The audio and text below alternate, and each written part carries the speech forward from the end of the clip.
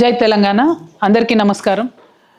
నీళ్లు నిధులు నియామకాల కోసం తెచ్చుకున్నటువంటి మన తెలంగాణ రాష్ట్రంలో ఇప్పుడు కాంగ్రెస్ ప్రభుత్వం వ్యవహరిస్తున్నటువంటి తీరు చూస్తుంటే ఒక్కొక్కరికి కడుపు తరుకుపోయే పరిస్థితి ఉన్నది. ప్రత్యేకించి నియామకాలు గ్రూప్ 1 విషయంలో జరుగుతున్నటువంటి హేరాఫేరీని ప్రజలందరూ కూడా గమనిస్తూ ఉన్నారు. నేను కాంగ్రెస్ ప్రభుత్వాన్ని డిమాండ్ చేస్తూ ఉన్నాను, ముందు మీరు ఇచ్చినటువంటి అపాయింట్మెంట్ లెటర్లు క్యాన్సిల్ చేసి రీఎగ్జామినేషన్ పెట్టండి.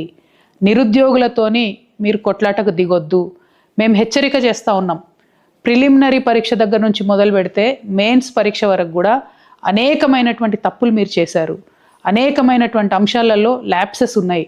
అనేకమైన విషయాలలో మీ లాయర్లే కోర్టులలో ప్రభుత్వం తరఫున కాంట్రడిక్టరీ స్టేట్మెంట్స్ ఇచ్చి ఉన్నారు. ఇవన్నీ అంశాలు కూడా గమనంలోకి పెట్టుకోండి. రేపు పొద్దున మీరు డివిజన్ బెంచ్ కూడా వెళ్ళారు. నిరుద్యోగుల మీద ఇంత కక్ష సాధింపు చేసి ఒకటి నుంచి ఇంకో దగ్గరికి లిటిగేషన్ చేస్తూ మీరు ఎవరి కోసం పనిచేస్తున్నారు? ఈ నిరుద్యోగ యువత భవిష్యత్తుతో మీకు అవసరం లేదా అని చెప్పి నేను రేవంత్ రెడ్డి గారిని ప్రశ్నిస్తూ ఉన్నాను. ప్రధానంగా ఒకటే డిమాండ్, ఈరోజు సుప్రీంకోర్టు కూడా ఒక మాట చెప్పింది. ఏవైతే మీరు ఉద్యోగాలు ఇచ్చారో ఆ ఉద్యోగాలు పర్మనెంట్ కాదు. ఆ ఉద్యోగులు ఎప్పుడైనా ఉద్యోగం పోవచ్చు.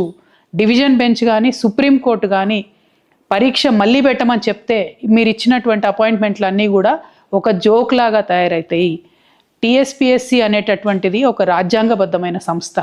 ఎంత గౌరవంగా ఉండాలి, ఎంత ప్రేమగా విద్యార్థుల భవిష్యత్తును తీర్చిదిద్దాలి. అట్లాంటిది మీరు దొంగల జోరే రాత్రి పోయి రిజల్ట్ ఇస్తారు. తెల్లారి ఆగమాగం అందరినీ పిలిచి ఎక్కడనో ప్రోగ్రాం పెట్టుకొని అపాయింట్మెంట్ ఆర్డర్ ఇస్తారు. ఎందుకింత దొంగతనం? ఎందుకింత దాపరికం? ఎందుకు పారదర్శకత లేదు? పారదర్శకత ఉండాలనే కదా కోరుకున్నాం. 10-11 ఏళ్ళు జరగలేదు ఎగ్జామ్, ఇప్పుడు జరుగుతున్నది ఎగ్జామ్. మళ్ళీ ఎందుకు భవిష్యత్తుతోని, పిల్లల భవిష్యత్తుతోని మీరు చెలగాట మాడుతున్నారని నేను కాంగ్రెస్ ప్రభుత్వాన్ని ప్రశ్నిస్తున్నాను. ప్రధానంగా ఒకటి, దీని వెనుక కుట్ర ఉన్నది.